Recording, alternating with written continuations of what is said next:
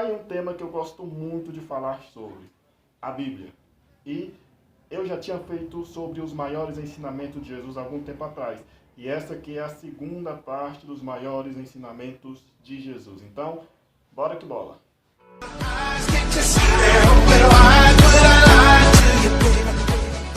Jesus já ensinou muitas coisas bonitas, porém também já ensinou muitas coisas que deixaram muitas pessoas desconfortáveis. Ele falava a verdade, mesmo quando era dura.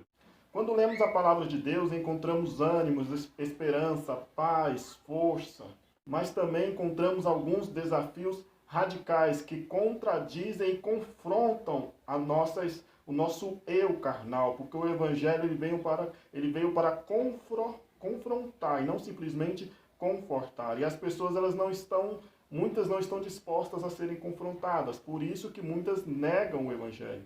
Mas Jesus ele veio para nos ensinar que é possível sim ser humano, ser cristão e viver de acordo com a palavra de Deus. Então vai aí os ensinamentos incríveis de Jesus. Primeiro, amar a Deus sobre todas as coisas. Esse mandamento é muito conhecido, mas você já parou para pensar o que isso significa? Apesar que o mandamento ele é bem autoexplicativo, mas ainda assim tem muitas pessoas que não entendem. Moisés escreveu isso lá no Pentateuco, no monte, quando Deus havia dado para ele os 10 mandamentos. E esse, amar a Deus sobre todas as coisas, era o primeiro de todos os mandamentos. E Jesus, no seu Evangelho, ele reafirmou esse mandamento. E amar a Deus sobre todas as coisas quer dizer amar a Ele mais do que o dinheiro, amar a Ele mais do que os pais, amar a Ele mais do que os filhos, amar a Ele mais do que a própria vida. Colocar Deus acima e na frente de tudo e de todos, até mesmo de si próprio. O verdadeiro cristão vem para Jesus por amor a Ele, e não apenas para receber bênçãos dele. Jesus avisou seus seguidores que eles poderiam perder tudo por seguir a Deus, mas que tinham uma garantia, a vida eterna, que é o que mais importa. Deus nunca os abandonaria. Eles poderiam perder tudo, mas ainda assim Deus estaria com eles, ou seja, eles não estariam perdendo nada. Sobretudo, ter a presença de Deus não significa que você não vai sofrer, não significa que você não vai ter problemas, não significa que você vai ter uma vida repleta de bonança, mas significa que independente de qualquer sofrimento, independente de qualquer adversidade, Deus vai estar te fortalecendo em meio a tudo isso. Porque foi essa presença de Deus que fez Jó suportar tudo que Jó suportou. Porque sem a presença de Deus, Jó não suportaria metade das coisas que ele tinha suportado. Foi exatamente a presença de Deus que deu força para ele passar por tudo que ele passou e de cabeça erguida e sair vencedor no final. Porque Jó não estava esperando nessa vida, porque a Bíblia mesmo diz, aquele que espera nessa vida é mais do que um miserável. Então, quando nós estamos na presença de Deus, quando nós nos apresentamos como cristãos, nós estamos dizendo que estamos dispostos a perder a vida por amor a Cristo. Porque foi o próprio Cristo que diz, aquele que ganhar a sua vida, perderá-a. Mas aquele que perder a sua vida por amor a mim, achá-la-á. E esse é o desafio radical de Jesus. E a pergunta que não quer calar é, você está disposto a perder tudo por amor a Jesus? Número 2. Amar os seus inimigos. Eu estou soletrando, parece que eu estou no caldeirão do Hulk. Amar os seus inimigos é o segundo grande ensinamento que Jesus nos ensinou. Porque já dizia os antigos, é olho por olho, dente por dente. Mas Jesus ele nos ensina ao contrário. Ele nos ensina a amar os nossos inimigos e não amar só quem nos ama, não amar só quem nos quer bem ou quem nos faz bem, amar também aqueles a quem nos faz mal. Jesus ensina que não basta tolerar os inimigos, é preciso aprender a amá-los. Assim como Deus nos ama, apesar de o pecado nos tornar seus inimigos, nós também devemos amar os nossos inimigos, apesar de todo o mal que eles nos desejam ou nos façam. E não só amar, mas orar, sem guardar rancor ou desejo de vingança.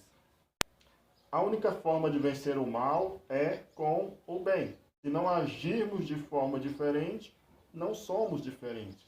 Mas o amor é uma arma poderosa. Agir em amor e com amor pode transformar uma situação e até levar os inimigos à consciência do pecado e do arrependimento.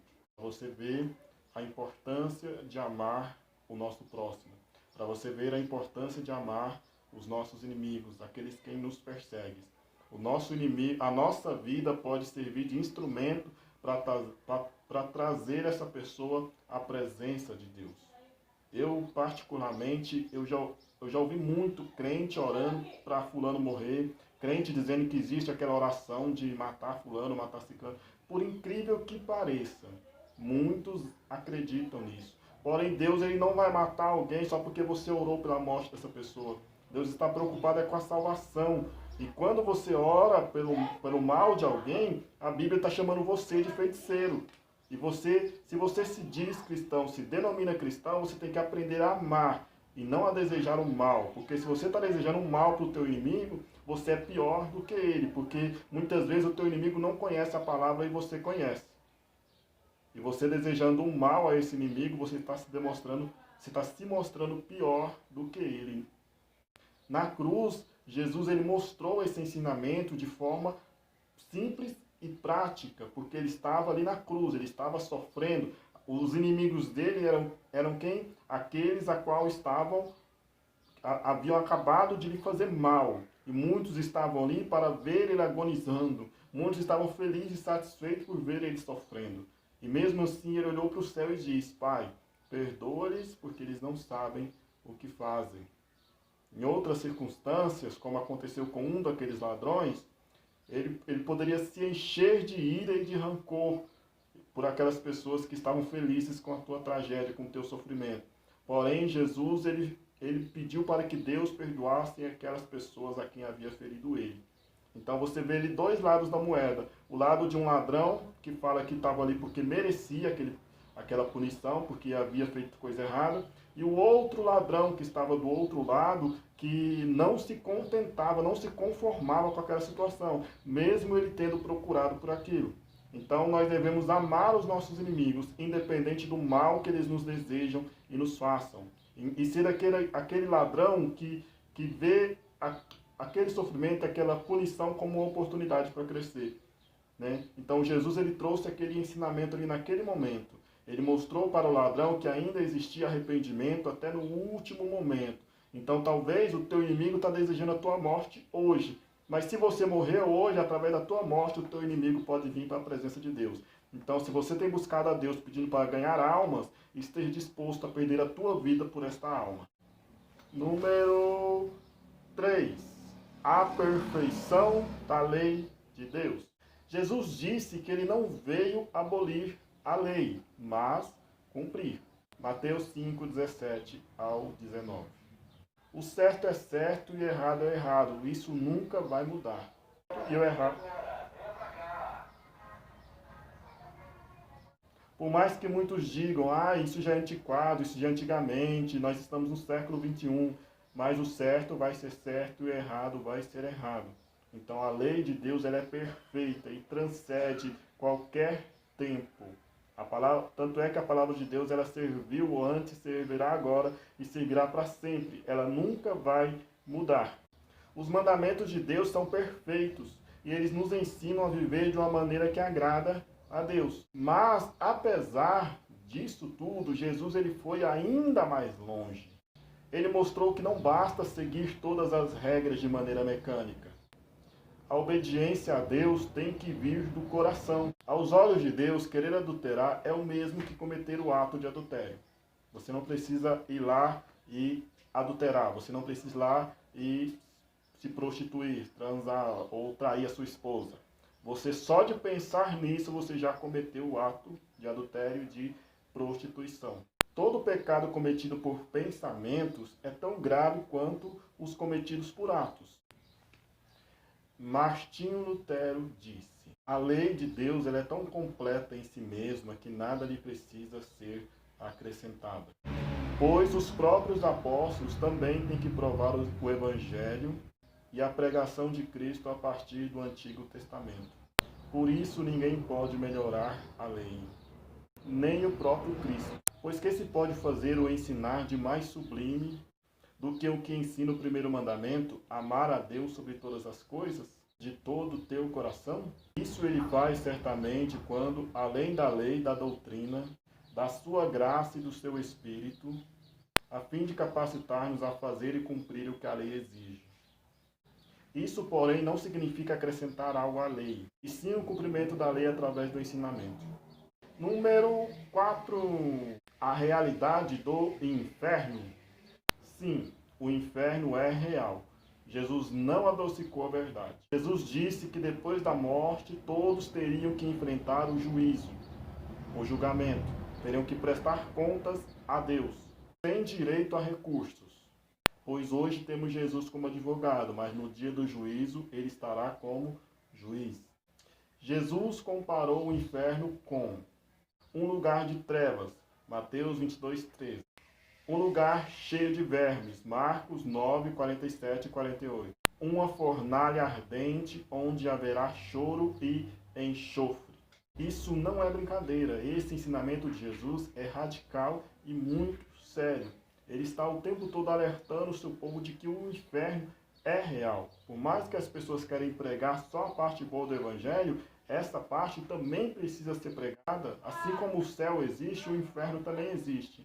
E claro que nós não devemos servir a Deus só por medo do inferno, mas precisamos conhecer toda a palavra de Deus e não só a parte que nos agrada ou que nos conforta. Número 5. A realidade do céu. Os homens se preocupam tanto com os problemas, circunstâncias e prazeres com a vida diária, que não sobra tempo para pensar na vida após a morte. Muitos vivem 70 anos, outros podem chegar até 100, né? É difícil, mas é possível. Mas sem se importar com a mais intrigante e importante questão da vida, a morte. Ou onde você vai passar sua eternidade. Temos do nascimento até o dia da morte para respondermos a essa pergunta.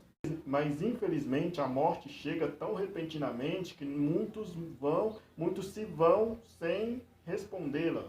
O céu é real e ninguém melhor do que Jesus para falar sobre isso. E ele falou, em João capítulo 3, versículo 3, ele diz: ninguém subiu ao céu, senão o que desceu do céu, o Filho do homem, que está no céu. No mesmo evangelho, no capítulo 6, versículo 38, ele diz: eu desci do céu não para fazer a minha vontade, mas para fazer a vontade daquele que me enviou. E poucos versículos depois, do mesmo capítulo, o versículo 51 do capítulo 6, ele diz: eu sou o pão vivo que desceu do céu. Se alguém comer desse pão, viverá para sempre.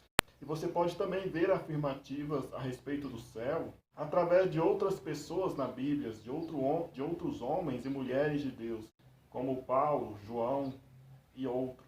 Número 6.